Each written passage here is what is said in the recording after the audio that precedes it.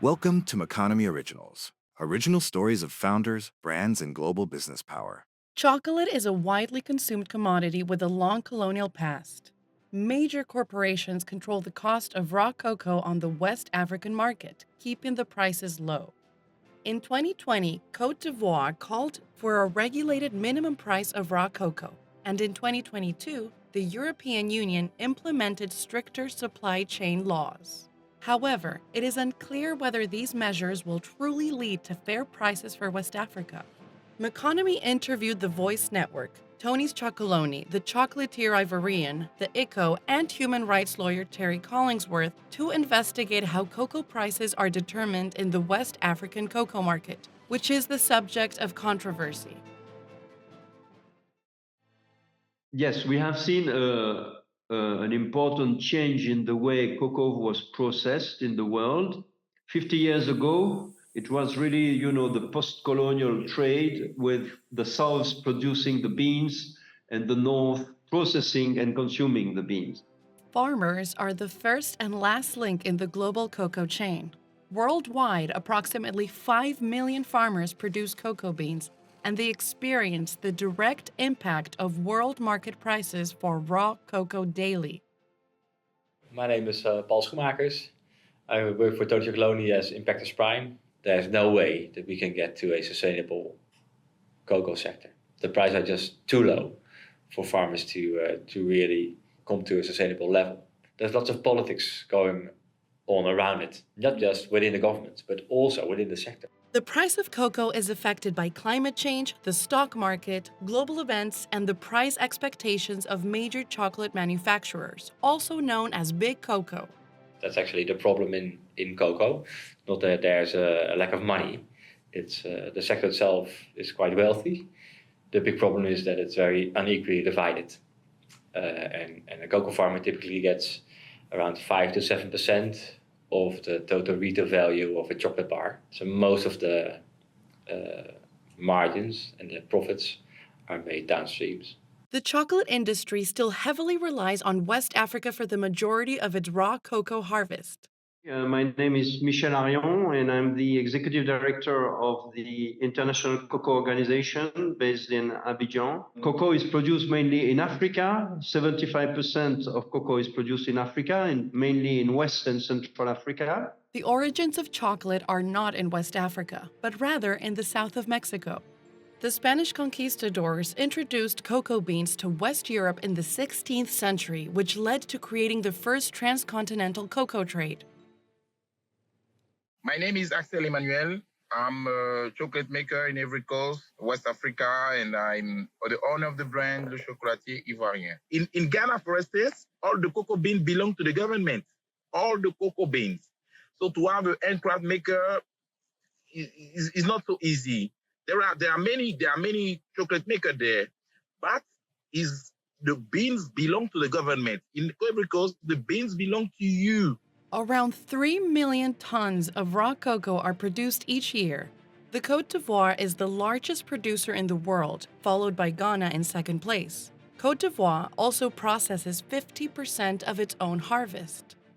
And nowadays, we see about half of the entire world production being processed in cocoa-producing countries. The largest countries where the beans are ground, are processed and transformed into cocoa mass or cocoa liquor, cocoa powder and cocoa butter are Côte d'Ivoire with about 800,000 tons of grindings, and Indonesia with about 500,000 tons of grindings. Ghana and Côte d'Ivoire rely on the supply of semi-finished cocoa products, which fetch higher prices than raw cocoa beans and could therefore double their export revenues. By preventing the construction of new plantations, they are also limiting the supply of cocoa for export. My name is Antonie Fountain. I work at the Voice Network. In the two biggest cocoa producing countries, in Ghana and in Côte d'Ivoire, the price is determined by the government, but that government determines the price based on the world market price. So indirectly, it still is the world market price that determines what the farmer gets.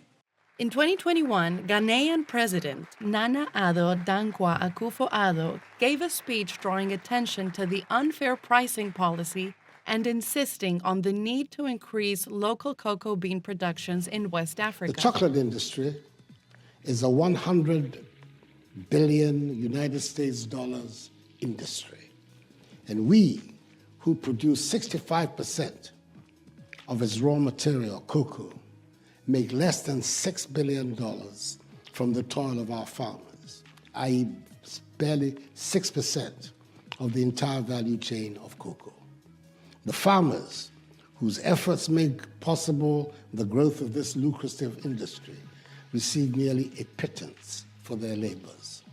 This is not right. We need to change the statistics.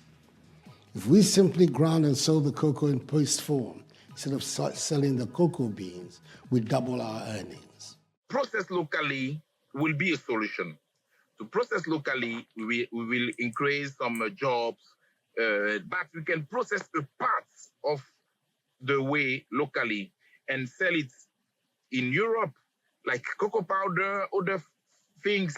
They can use it to make a chocolate. It's not so bad. In recent years, the government of Côte d'Ivoire has pursued an intensive policy to make processing cocoa locally more attractive, offering tax breaks and other incentives to Ivorian companies. A couple of million small farmers produce that cocoa. And then at the other end of the value chain are a couple of billion of consumers that like chocolate.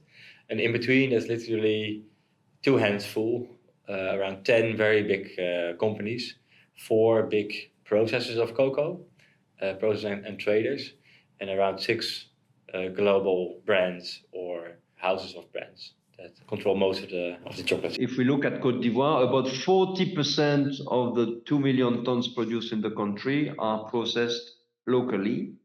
So the exportations are not exportation of beans exclusively anymore, but are exportations of butter, powder, liquor, and other semi-finished products. 6 companies share 40% of the world's total chocolate production. In the USA, Mars, Hershey's, and Mondelez. In Switzerland, Nestlé, Sprungli Lindt, and in Luxembourg, Ferrero. And only 4 companies buy and use 65% of the global cocoa output. Yeah, so I don't know the per capita consumption, but in total around 4.5 billion tons of cocoa are produced every year. And that's mostly consumed in Europe and the US in the form of chocolate or chocolatey products, like in bakery or in drinks, of course. But most of it in chocolate. And Europe and the US are still the biggest markets. Mars, Mondelez, and Hershey's Company are the world's 3 biggest candy companies. Mars Wrigley Confectionery alone made $22 billion in sales in 2023. The European Union accounts for 92% of the world's cocoa exports and 80% of its imports.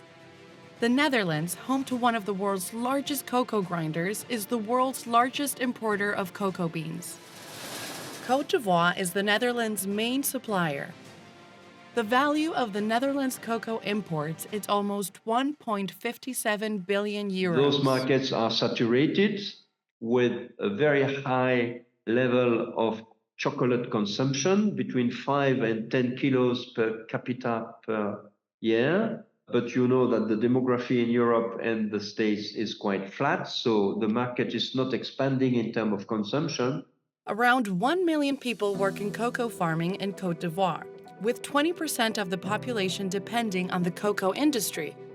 Cocoa is the main source of foreign exchange, accounting for 15% of the country's gross domestic product and about 40% of its exports in 2022. The current market price is obviously way too low, and that's causing enormous problems and leads to human rights violations. According to the World Economic Forum, cocoa farmers in West Africa earn an average less than $2 a day, which is below the living wage in both countries. In Côte d'Ivoire, the living wage is $237 per month, and in Ghana, it is $359.92 per month. So companies can and should negotiate a different price with their suppliers, a price that's at least the living income reference price. In the way we look at it, an inherent stabilization in how we buy cocoa. because when the market is down and then the cocoa price is low, the farmgate price is low, but then the gap to the living income price is high. So then we pay, based on the lower cocoa price, a bit less, but then we pay more premiums to fill that gap. Belgium is Europe's largest exporter of cocoa beans, and it's home to the world's largest chocolate factory, Barry Callebaut AG. Between 2021 and 2022, the company generated sales of more than 8.2 billion euros or $8.7 billion. The way the world market price is determined is really complex, and there's a lot of different variables. But in the end, they get determined in something called the terminal markets, and there's two commodity exchanges, one in London, one in New York. In cocoa trading, there is a distinction between the local market and the global commodity futures exchanges. The two largest commodity futures exchanges are the ICE Futures Europe in London and the Coffee, Sugar and Cocoa Exchanges Inc. of New York, where these companies purchase the planned allotment of cocoa beans for the year in advance before the farmers have even planted the crop. The government is the middleman, but the biggest middleman is the trader and the other thing, the big company.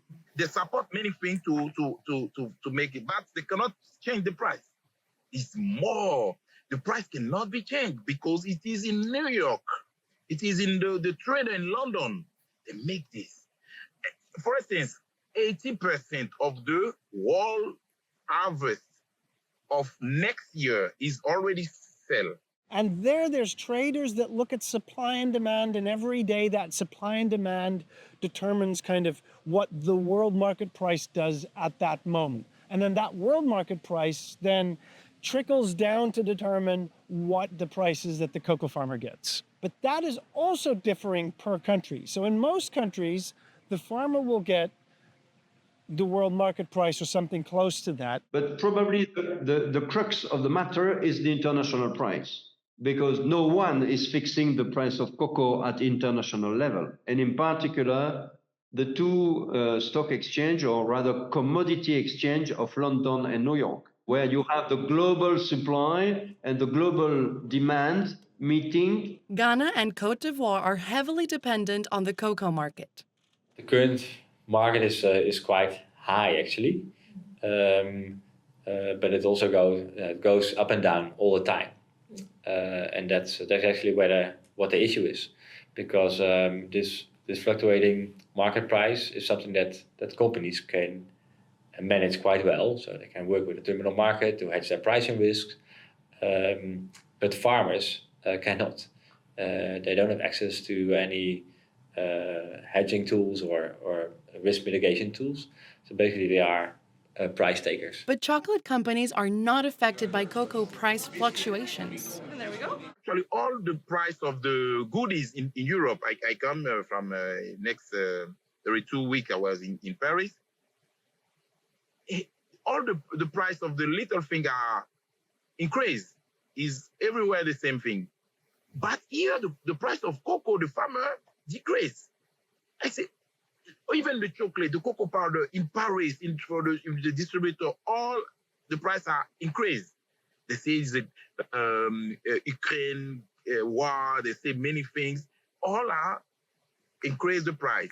But in Africa, the farmer continue to obtain €1 per kg. For me, is a big, very absurdity. The headquarters of the International Cocoa Organization is located in Abidjan, the economic capital of Côte d'Ivoire. The ICCO is an intergovernmental organization. It's not, legally speaking, a UN agency, but it's a UN-based international organization.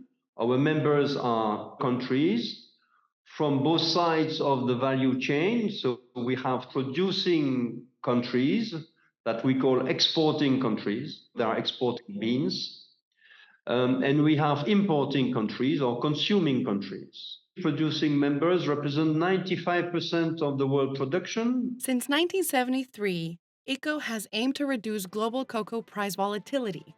The first aspect of our mandate is to bring transparency into the sector by providing statistics. The second aspect is to offer a platform of cooperation and policy dialogue among our members and between the producing and the consuming countries. As an economic policy institution, ECO aims to address the well-known problem of the cocoa supply chain through a dialogue with the various stakeholders in the cocoa sector. In a nutshell, I would say the three most important points and topics that are constantly discussed are the level of price and the living income of the farmers. Second, the questions of adaptation, mitigation of climate change with a special emphasis on deforestation. And in social matters, child labor and the level of wages for the workers in the cocoa sector. A lot of children are involved, particularly in West Africa, doing labor that is dangerous for them, labor that is not appropriate for their age, or instead of being able to go to school. So this is all we call child labor, and there's more than 1.5 million children working in Côte d'Ivoire and Ghana alone, doing work they shouldn't be doing. 1.5 million children work illegally in cocoa. So that's a bedazzling amount. To put it in human perspectives, it means that in an average cocoa community, almost 1 in every 2 children work illegally. My name is Terry Collingsworth, and I am the Executive Director of the International Rights Advocates. We are a nonprofit human rights advocacy group based in Washington, D.C. I started researching the use of child labor, particularly forced child labor and trafficked children harvesting cocoa in Côte d'Ivoire in the late 1990s. There are many illegal cocoa plantations in Côte d'Ivoire. As a result, large areas of rainforest continue to be cleared. These plantations often employ children. Terry Collingsworth, a human rights lawyer, has been fighting against child labor in Côte d'Ivoire for over 20 years. And since then, I've been working on this issue, trying to get the major chocolate companies to stop their practice of profiting from enslaved children. Initially, we focused our efforts on Nestle and an American agricultural conglomerate called Cargill, which is probably the biggest player in the cocoa sphere. Cargill is the largest cocoa company in the world and the largest privately held company in the U.S. They sell cocoa to all of the big brands. That was our initial focus because we were able to identify their supply chains a little bit easier because they had a very visible presence in Côte d'Ivoire. But since then, we have expanded our attention, and our current pending lawsuit on behalf of 8 formerly trafficked and enslaved child workers is against Nestle, Cargill, Barry Callebaut, Mars, Hershey, Mondelez, and Olam. Those big players are all equally responsible for the practices of using child labor to harvest cocoa in Côte d'Ivoire and also Ghana. Despite his efforts, Terry Collingsworth has not yet succeeded in any of the legal proceedings for the child labor lawsuits he has brought against the big chocolate manufacturers. So over 22 years ago, after we presented our evidence to our Congress of all of the trafficked and forced and child labor harvesting cocoa, our Congress was on the verge of passing a law that would have regulated the industry and required the companies to establish that they were not using child labor in their cocoa if they were to import it into the United States. The companies instead hired lobbyists and derailed that process and came up with something called a voluntary initiative. It was called the Harkin-Engel Protocol. Despite the adoption of the Harkin-Engel Protocol in 2001, child labor has instead increased over the last 14 years. 8 companies signed the protocol, including Nestle, Mars Inc., Hershey's Food Corporation, Barry Callebaut, Guittard Chocolate Company, World's Finest Chocolate, Blommer Chocolate Company, and Archer Daniels Midland Company. And all these big companies signed it. and promised to stop using child labor by the year 2005. Since then, the only thing they've really done is given themselves extensions of time. The current deadline they've given themselves is 2025, and several of them are now saying it'll be 2030, and I predict it'll be never. The Harkin-Engel Protocol contains a loophole stating that participation was voluntary. That the main barrier to that is simple corruption. I have my own stories of seeing police officers look the other way when trafficking is going on, but by all accounts, government officials at the highest level in both countries are on the take and getting paid to do nothing about this problem. There are lots of children from Mali and Burkina Faso who are captured or kidnapped by labor brokers that promise them a high-paying job in Cote d'Ivoire and Ghana harvesting cocoa. And then when the kids get there, they are told that they're going to work for free and food. And typically what happens is they arrive with a labor broker who sells them to farmers. And then they are in the middle of nowhere on a cocoa plantation. They speak a different dialect. They have no documentation, no papers, no passport, and they don't have a penny in their pocket. So nothing wrong with making a profit. What is wrong is maximizing your profit at the expense of human rights violations and environmental destruction at the beginning of the supply chain. So that is actually what we are showing to the world, that it doesn't need to be like that. So you can still be a very successful, fast-growing, commercial organization, a company that makes a profit, but not maximize your profit. The degree of control that Big Cocoa has over the value chain is evident in the pricing of European chocolate bars. Of the total revenue, 44% goes to retailers, 35% to manufacturers, 8% to grinding and processing, 4% to taxes and marketing costs, and 2% to transport and trading costs. A mere 7% is allocated to the cocoa farmers. People are referring to prices without clarifying which prices we are talking about.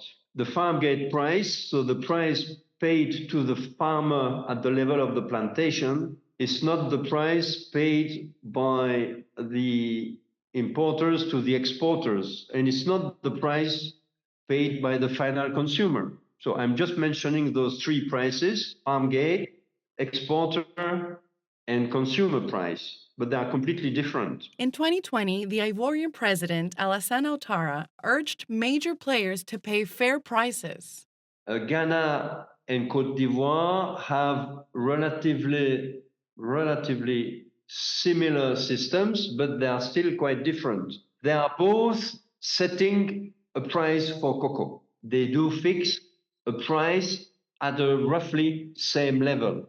I'm saying roughly because they do not have the same currency, and sometimes the conversion rates may have an impact on the real value of the farm gate price expressed in CFA franc in Cote d'Ivoire or in CEDI in Ghana. But all in all, the price is set by the government. The difference between Ghana and Cote d'Ivoire is that in Ghana, the government, through the Ghanaian Cocoa Board, is really holding the market by having the monopoly of buying and selling cocoa. A fixed minimum price, known as the lid, was introduced in 2019.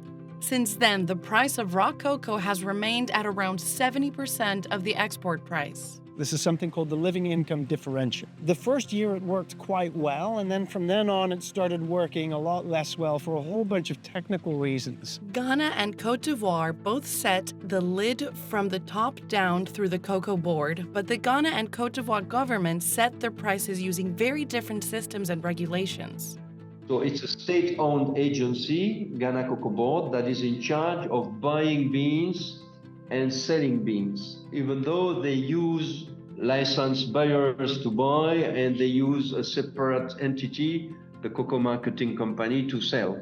But they are really managing the sector directly through the state agency. Whereas in Côte d'Ivoire, we have a partially liberalized system where the government does set the price, but the private companies do buy and sell and export. The Ivorian Cocoa Board, that is called CCC, Conseil du Café Cacao, they still have a strong influence on the exportations because they do authorize the traders to export if they meet some requirements, including a certain level of price. In Ghana, it's direct control. In Côte d'Ivoire, it's indirect control. Now, in many other countries, it's the free market. Only Ghana and Côte d'Ivoire set and regulate the prices of cocoa through their governments, unlike the other cocoa-producing countries in the rest of the world. There is no Nigerian or Cameroon cocoa board, and they do issue indicative price, but the market does fix the price at the end. The same in Latin America or the same in Asia. Despite the introduction of LID, the minimum price has not risen enough to guarantee a living wage for farmers. I think publicly all companies committed to paying the LID, and they do, but then they also found ways to evade the consequences of it by negotiating down a different part of the price or by trying to source part of their volume from different origins. There is a lack of transparency regarding the payment process, as there is a significant disparity between the surcharge of $400 per ton and the actual amount received by farmers, particularly considering the exchange rate. But then prices went down because the economic activities was slowed down during COVID, and then they refused not to pay the LID, but to pay other premium, in particular the country of origin premium. So they were paying the LID, but not paying another premium. So this being compensated by that, the result was not a zero increase of the price. Media report states that the Hershey's Company, an American chocolate tycoon, purchased 30,000 tons of cocoa through the American Futures Exchange ICE to avoid paying the LID. Typically, companies buy cocoa directly from the source. However, purchasing the product on the secondary market via an exchange exempts them from paying the premium. So publicly, everybody said, no, yes, we're going to pay that LID. But in reality, you see that a different part of the international cocoa price was then negotiated down. So the net effect is zero. So unfortunately, that attempt didn't work that well for cocoa farmers. Most chocolate companies have a large budget to pay reasonable prices and spread the wealth further down the supply chain.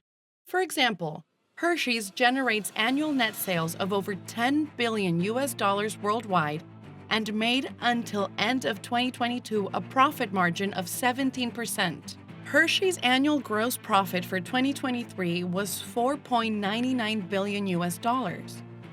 So, for a company like Hershey's, there is room to ensure that the prices paid are fair and that the benefits are shared throughout the supply chain. If you care about the farmer being poor, it's not rocket science. The first thing you could do is give them more money. It's not that tricky. And that's the first thing companies could do. Only 20% of cocoa farmers worldwide are organized in cooperatives. We need to see quite a few different changes happening at the world market. It would be great if at the producer government level, there would be more policies around supply management and rural development. The market is expected to grow at an annual rate of 6.81% and reach $22.44 billion by 2028. Globally speaking, in the next 20 years, I believe that Côte d'Ivoire and Ghana will remain the two largest cocoa producing countries, even though we see, for instance, Ecuador developing in a very dynamic way their production and their exportation there. The government is encouraging West African farmers to diversify their crops. Many are turning to rubber production. I'm really positive about human rights and environmental due diligence legislation that is coming up. But if you really want to change the norm, then you also need legislation to push up the floor, not just raise the bar. And I think this is what this legislation will do. In late 2022, European Union member states reached a consensus on a Europe-wide supply chain directive. This directive mandates that large companies adhere to human rights and environmental standards throughout their entire supply chain. The law applies to all European companies with 250 or more employees and a global turnover of more than 150 million euros. The supply chain for cocoa is complex and it's influenced by a few factors. It can be divided into two main parts: cocoa processing and chocolate production. One can say that if you look at the value chain, so the successive chain of transactions between the farmer and the final consumer, you have a long chain of transactions with a lot of stakeholders. Between the farm and the port of exportation, you can have 4 or 5 transactions. Between the exporter and what we call the grinder. The grinder is the big company processing the beans into cocoa liquor, cocoa butter, cocoa powder. You can have another number 2 or 3 transactions. And then between the grinder and the brand, the chocolate maker, you can have 1 or 2 or 3 transactions. And then the brand, the chocolate maker, is going through a distributor, and the distributor is going through a retailer for finally reaching the consumer.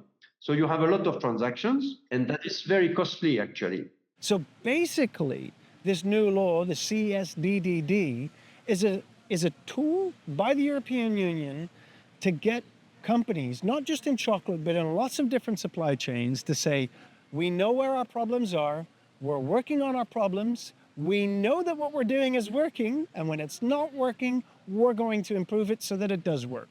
The EU has adopted a regulation on deforestation, imposing to the importers, those who are putting beans or cocoa transformed products into the European market for the consumption of European consumers, they have imposed some obligations of due diligence to make sure that this cocoa being imported in Europe was not a product resulting from the deforestation in the countries of origin. And they have imposed some obligation, not only of due diligence, but also of traceability and information. However, this legislation only applies to living wages and not to living incomes. This means that self-employed farmers who determine their income through prices and production levels are not protected by supply chain law. I have made a chocolate bar with great traceability before COVID-19. A chocolate bar, when you can geolocalize on Google Earth all the process of this chocolate bar. You can localize the farming, the farm of the cocoa plantation. You can also have more information of farmer, on his family, his contact, with the great traceability, and the women that roasted the bean, all the things on a QR code, you can find it. Currently, companies can approach traceability in various ways.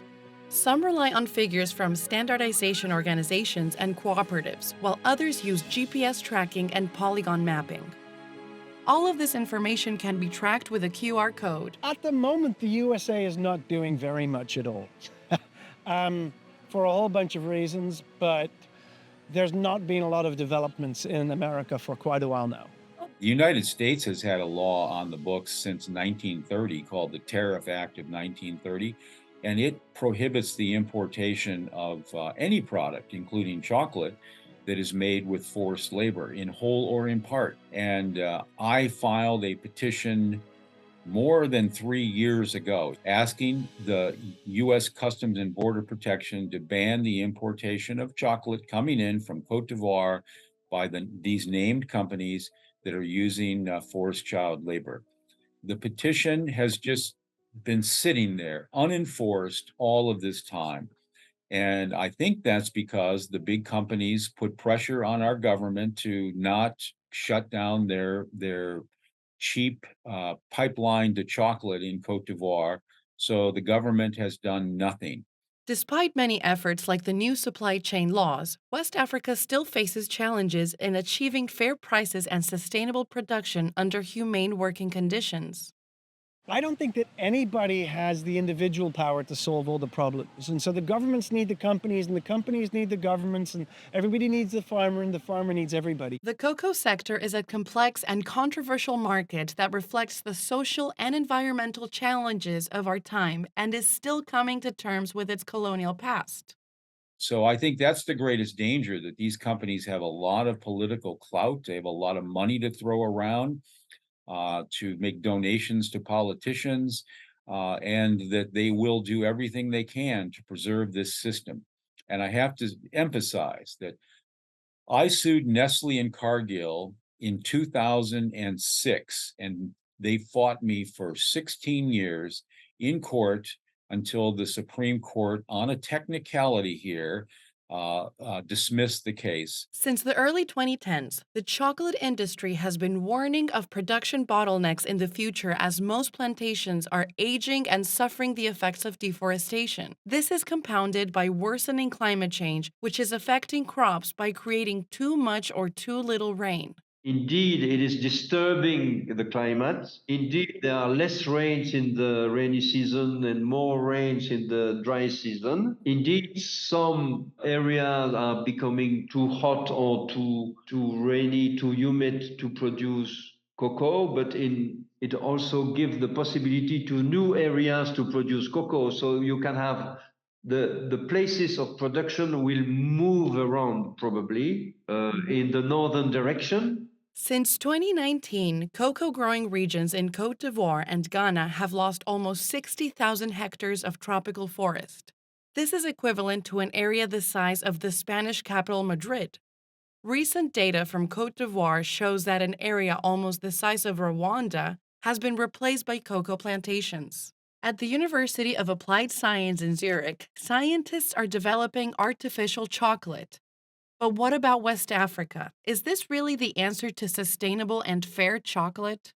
The governments need to get control of this industry and make it something that has a future and that is not devastating both the environment, but also their economies by making their farmers basically indentured servants. Leading companies like Nestle and Hershey's, as well as powerful governments in the United States of America, Germany, and the Netherlands, have a great responsibility to improve conditions for cocoa farmers due to their high market concentration in the chocolate sector. But governments could also put in place policies that look at how do we develop our rural areas? How do we kind of invest in the cocoa, or how do we invest in other crops, or how do we invest in services rather than in agriculture? There's a lot of different ways that you can do supply management. The amount of possibilities are about as broad as any government has policy measures to their disposal.